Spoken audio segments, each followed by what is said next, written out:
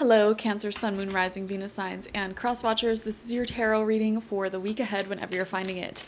If you're watching along as I post because you're subscribed, this is for the week of September 2nd through the 8th. As I'm shuffling up these cards and laying them out on the table, I just want to threaten you with violence. If you're not subscribed, I swear to God, I don't know what I'm going to do. But I'm not going to be happy about it, okay? So go ahead and hit that subscribe button because I know a little birdie told me that most of the people that watch my videos are not, in fact, subscribed. So we're changing that immediately. Okay, I'm trying to reach 5,000 subscribers. I'm trying to reach 10,000. I'm trying to reach like 1 million subscribers. So if you're not subscribed, go ahead and do that. I'm being nice to you by doing these readings. It's the least you can do. Okay. Anyways, we have the Emperor coming out in reverse as your first card. Yes, that is Ben Franklin. This is the Philly Tarot. All right, Cancer. I feel like you're really trying to get control over your life again. I don't know why that's the first message that's coming through, but it's just that's what's coming through. You're trying to get control over your life again, control over a situation again. I feel like the previous week, so before September 2nd, the week before that, was probably a very busy one for you with a lot of hard work, a lot of productivity, a lot of like running around type of energy. And so this week, I know we're getting the Emperor in reverse, but I just intuitively feel a sort of release. Because now it's like, oh, I actually enjoy being productive. I enjoy running around. I enjoy, not just sitting on my butt all day doing nothing, but now I don't have that pressure anymore. It feels like there's no more pressure to perform, but you still want to perform well. Does that make sense? Whereas like last week, it may have been that you were putting a lot of self-pressure on yourself or somebody else was pressuring you to get a lot of work done or get a lot done in general. And that was stressful. But now it's like, okay, I can have a productive week this week, enjoy it, and, not have that pressure anymore. Just enjoy the creative flow. We have the Eight of Cups coming out in reverse. Yeah, wanting to walk away from something. Your intuition is saying, you know what, it's time to move on to bigger, better things. I'm kind of seeing it's not that you're giving up on something. But I see you working on a certain dream or goal of yours, and the progress feels very slow. And maybe you were putting a lot of pressure on yourself to grow that dream or goal of yours. But instead of putting the pressure on yourself now, you are continuing to do the work required, but you're being patient and keeping your mind, your conscious mind, distracted with other things. For example, let's just say you're going to the gym. You're wanting to lose a certain amount of weight or gain a certain amount of weight in muscle. And these things take time. It's simply not healthy for your body to lose a ton of weight in such a short amount of time. And you're seeing results like you're losing weight. Or you're gaining muscle. It's just, it's slow and steady. And instead of putting so much pressure on yourself to overdo it and overperform, which is not going to work for you, and it's just going to exhaust you and burn you out, maybe in the meantime, you can do other things that will improve your overall health, mental and physical, your overall well-being. Maybe you can start incorporating walks with a friend and have that sacred friendship time, improving the health of your friendship. Maybe you can take action on a certain creative idea that you have. Like if you want to write a book, maybe you can start writing that book. There's other things you can do that will be very helpful and useful. And it might not seem correlated to your biggest dream and goal right now, but it actually is. And I don't know why, but that's just what's coming through. It actually is correlated. So work on other things in addition to what you're already doing. We have the Seven of Swords coming out, and this is a playful yet conniving energy. Someone or something's trying to get more out of you than they are giving to you. So be on the lookout for that. I want to see the rest of the cards. We're only pulling 6 cards this week. We have the Knight of Swords coming out in reverse. We have the Six of Pentacles in reverse. And the World in reverse.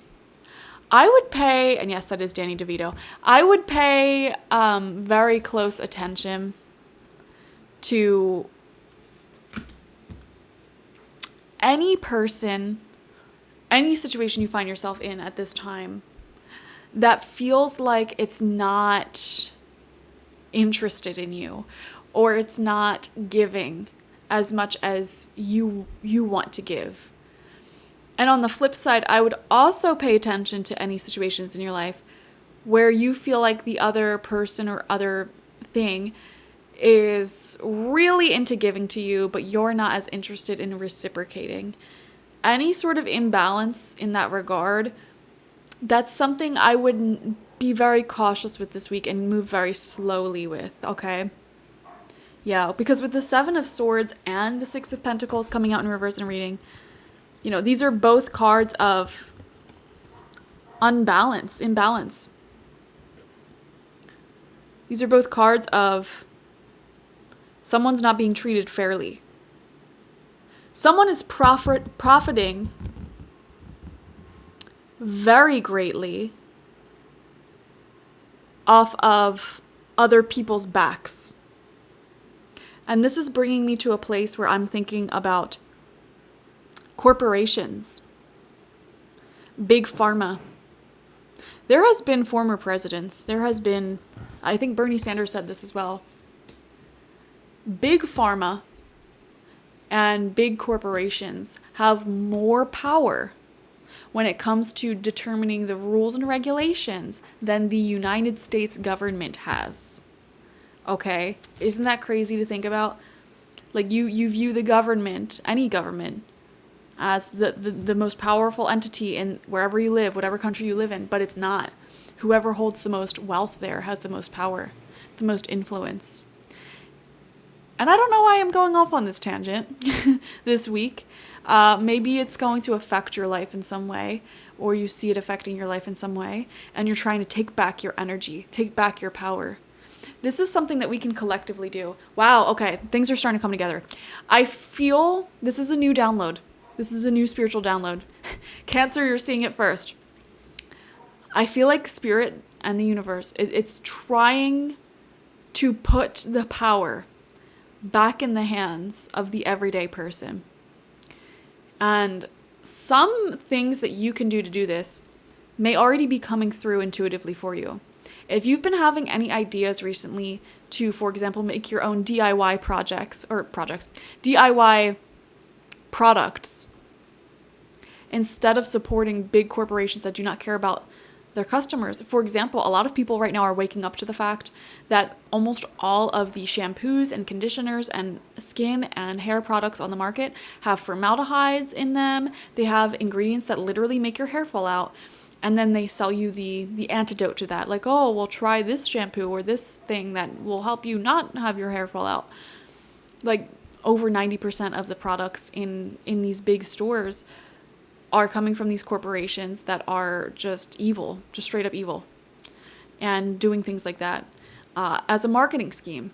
And people are starting to wake up to the fact that you don't have to subscribe to that reality. You know, you can, in fact, make your own shampoos, conditioners, soaps, or there's also plenty of small businesses that hand make everything using natural, simple ingredients. And it's much more high quality as well. Higher quality, better for you, better for the environment. Because when there's just one person or like a small team of people making these products or doing these things, they're using simple ingredients that are good for you, natural for you. And that's how human economy is supposed to run. It's supposed to be built off of artisans, small businesses. Everybody should have their passion and make their wealth from that passion. And this is how things used to be before the Industrial Revolution. The Industrial Revolution is one of those things in history that like sent humans spiraling into what I refer to as like a spiritual dark age, like an economical dark age. Because what the heck? How did we go from people putting family and friends first, living their passion, making money from their passion, building their own homes with love, with their own hands, to working more than most slaves have in every historical society, working more than most peasants have in every historical society? And how did that become normalized? How did like having no time off become normalized. You know, in ancient Egypt, people would take off of work if their wives or sisters or daughters had their period. Not even the woman themselves, but their family members would take off because it was their duty to take care of them.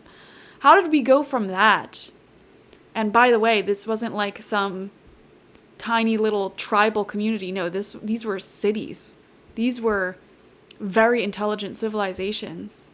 They had it figured out, and we don't. We're living in a dark age. And and a lot of people are unaware of that. That's what dark ages are. You are blissfully unaware of how horrible your life is. And just some light reading for the week. And Cancer, I feel like you're one of the lucky signs that are very connected to spirit. And so all I'm trying to say is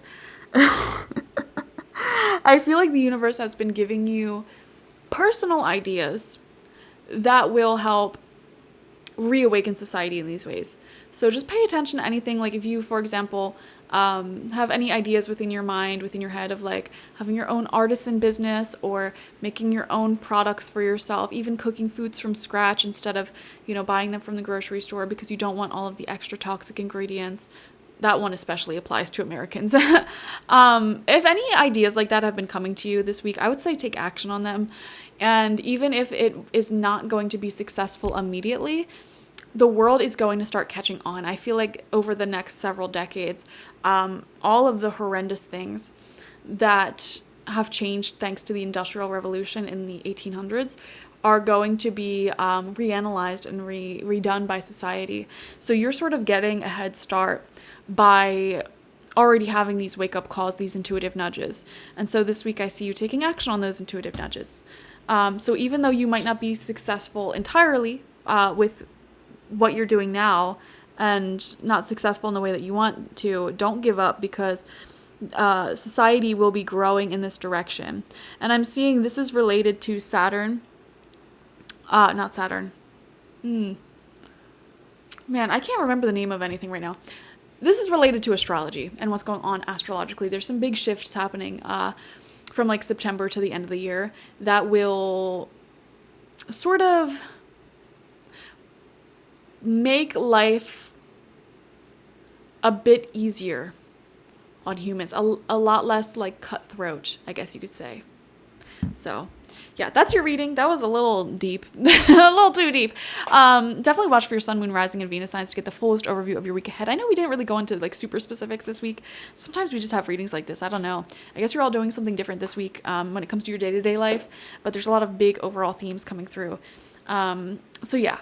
Definitely subscribe, like this video, comment how it resonated with you down below. And if you want a personal reading with me one-on-one, the link to that is always in the description box, spiritpsychic.org. I also have my intention oils there and spiritual life coaching sessions there, so check it out. Bye-bye.